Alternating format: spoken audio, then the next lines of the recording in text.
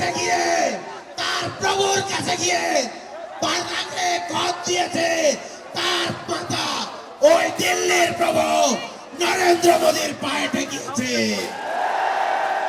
আমরা বলতে চাই, খুনি হাসিনাকে বাংলাদেশে এনে অবিলম্বে বিচার করতে হবে।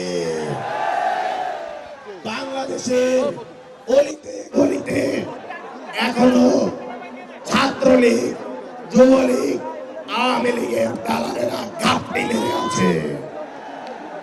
তাদেরকে ধরে ধরে বিচারের আওতায় আনতে হবে। সংগ্রামী সহযোদ্ধারা, আমরা বলতে চাই, আমাদের বাংলাদেশকে একসাথে যতদিন না পর্যন্ত বিনির্মাণ করতে পারছি, আমরা রাজপথ ছাড়বো না।